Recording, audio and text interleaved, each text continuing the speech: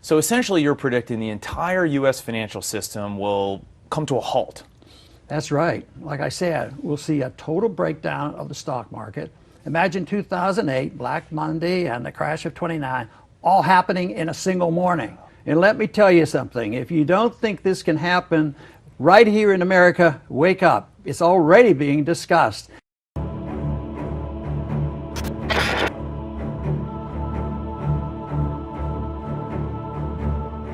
When Beijing deploys defense systems to disputed South China Sea, tensions start to escalate between China and the United States in the South China Sea. At this moment, we have unprecedented military training, military drills, FEMA training in the US, in Russia and on Russian border, and in the South China Sea. We have Obama administration continue its drift towards global conflict through an openly confrontational policy towards Beijing in the South China Sea and against Russia in Eastern Europe.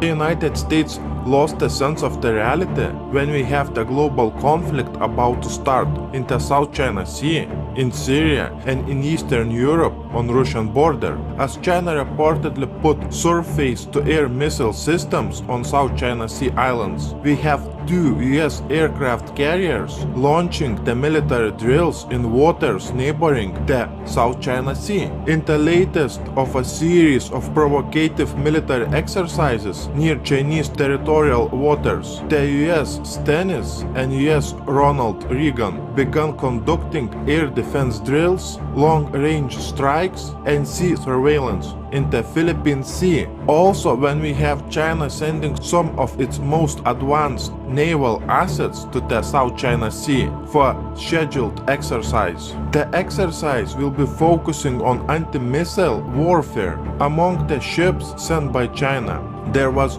missile destroyer Hefei, missile frigate Sanya, and supply ship Honggu, along with missile destroyers Lonzo and Guangzhou, and missile frigate Yuli. As part of its military boost, China plans to increase its fleet of Navy strategic transport aircraft. Large-scale naval war games will take place in the East China Sea, along China's western border, in the latest provocative act by the US government to isolate China.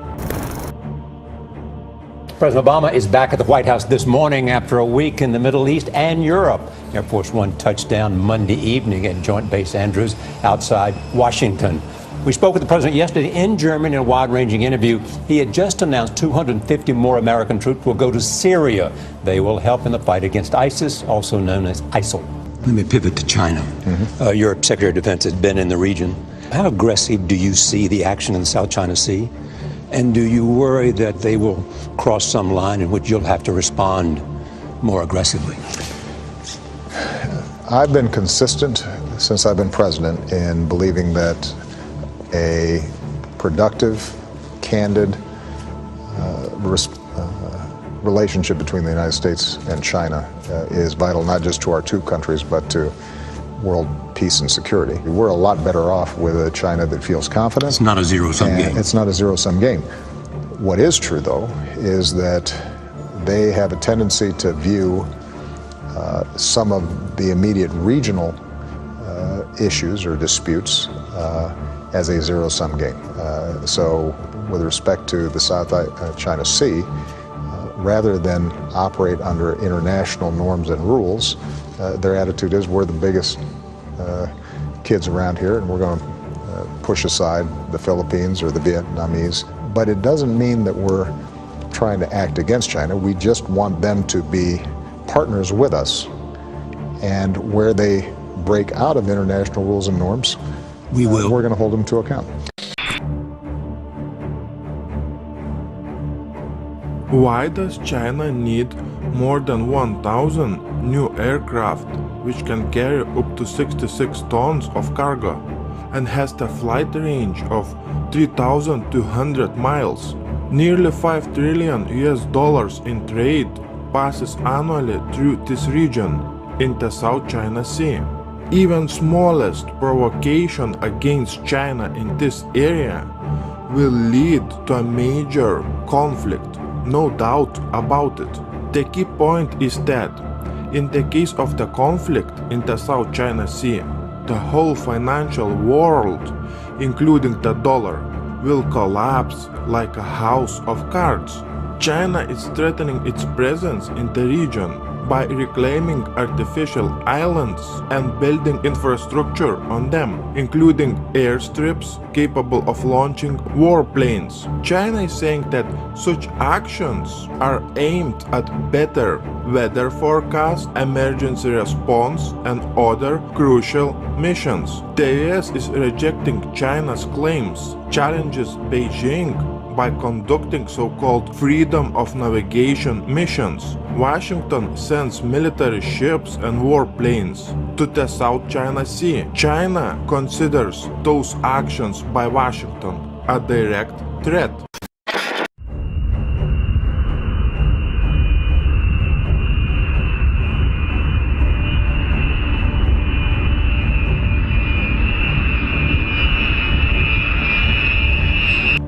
This is an emergency broadcast. This is a direct message to the Department of Defense, all four branches of the military, active duty, service members, veterans, their families, state governments, local governments, and the media.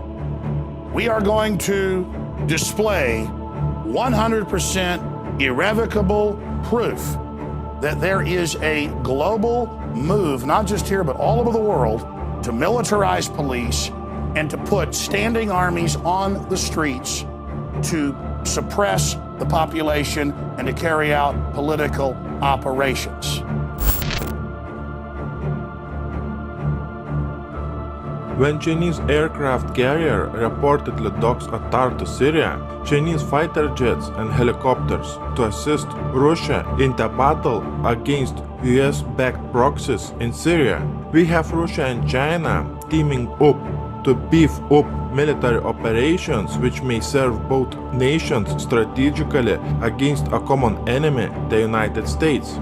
The joint military operations may also affect China's bid in the South China Sea, where China is getting strong objections from other countries. The Chinese and Russian military are to hold first ever joint exercise on how to counter an incidental or provocative missile attack. It comes as the US and South Korea are discussing the deployment of THAAD missile interceptors in Asia. Russia and China are prepared to conduct their first computer-assisted missile defense exercise. Russia and China are saying that the drill was not directed against any third party. The announcement comes after Moscow announced its plan to increase joint exercises with China. The Russian and Chinese defense ministers decided to hold the first air and space security joint computer-assisted command and staff exercise.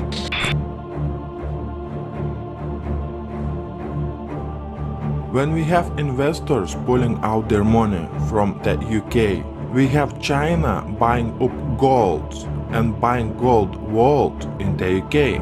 We have investment funds from around the world worth 10 trillion US dollars participating in St. Petersburg Economic Forum in Russia, making historic business deals. When we have China establishing a new web-based platform for selling goods, we have 150,000 Chinese companies to enter the Russian market over the next few years. Very simple question to you. Do you think that 150,000 Chinese companies, are they going to use the dollar for conducting the business in Russia? Surprise, surprise, not very far away from Moscow, we have unprecedented NATO military buildup and military drills on land, sea and air. Also, we have missile defense shields being activated in Poland and Romania. The military drills are so huge that I had to make 5 separate videos. Guys, the stage is set for the global conflict in Ukraine and in the South China Sea. When North Korea tests launching a ballistic missile, we have the joint United States, South Korea, and Japanese missile defense drills, which are meant to counter China, not North Korea. The naval exercises are likely to become the first step in expanding United States global missile defense network into Asia. Military forces from the United States, South Korea, and Japan are set to conduct their first joint missile defense drills. South Korea, United States, and Japan, using the warship-based multi-purpose tracking system, the exercise will focus on joint missile detection. The Japanese newspaper Asahi has reported that South Korea, the United States, and Japan will also be training for the interception and destruction of ballistic missiles. Let me ask you, from which country they're expecting the ballistic missiles to come? Most likely from China. Japan and Australia kicked off their joint military exercises in Sydney. Japan opened a new radar station that will provide intelligence over the islands claimed by China in the South China Sea. And what about North Korea, finally? North Korea is a massive challenge.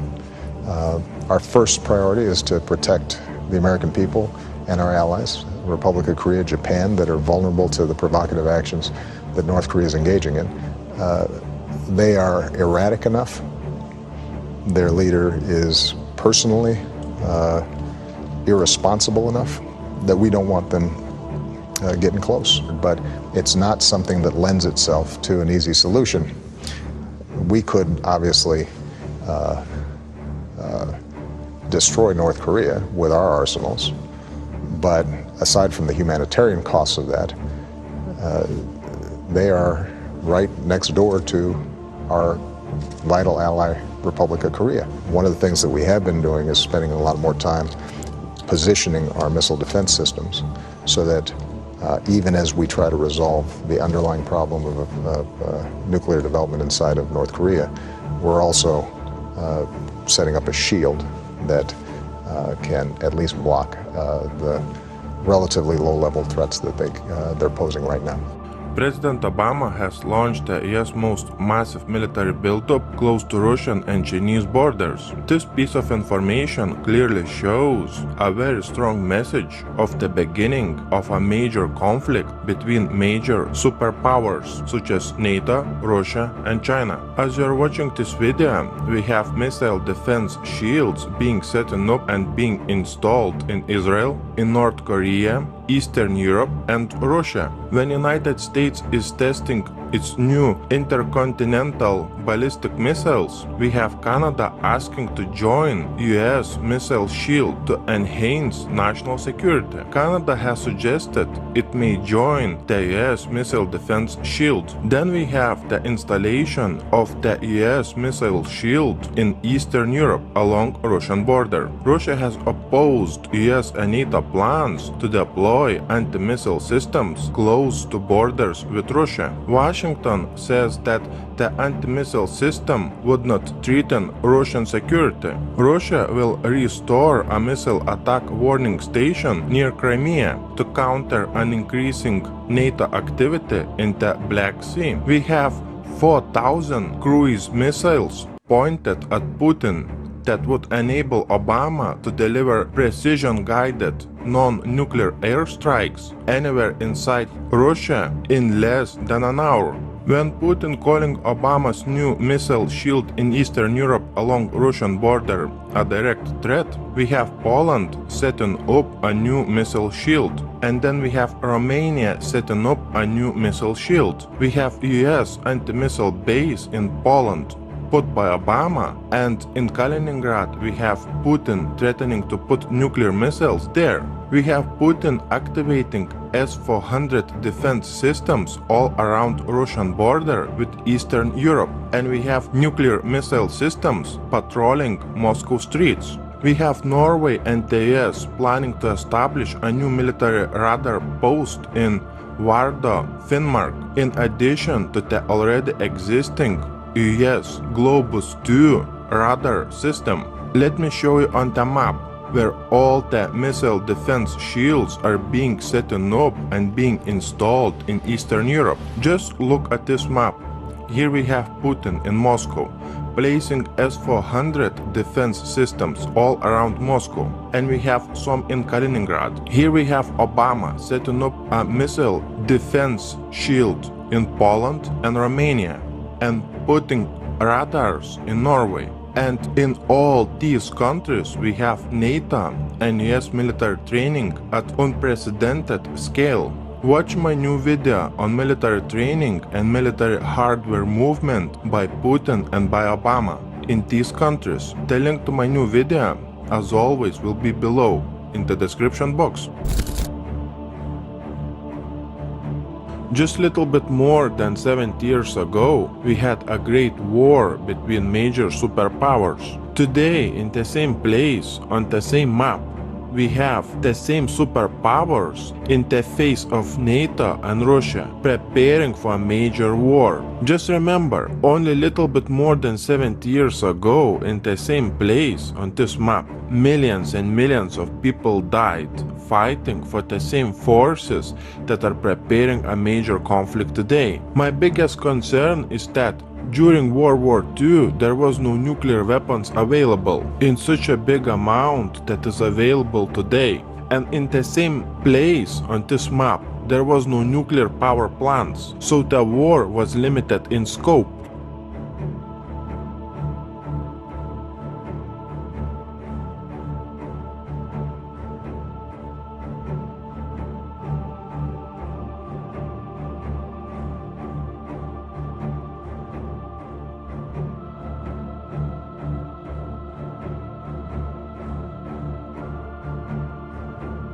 While the Allied forces lost hundreds of thousands of citizens during the course of the conflict, at least 27 million Soviets were killed during what's known in Russia as the Great Patriotic War. The Eastern Front also proved the deadliest for Nazi Germany, with 74% of their war deaths occurring there. Almost every single Soviet family suffered the horrors of this war. Only 37% of all men drafted to the front line survived till the end of the conflict.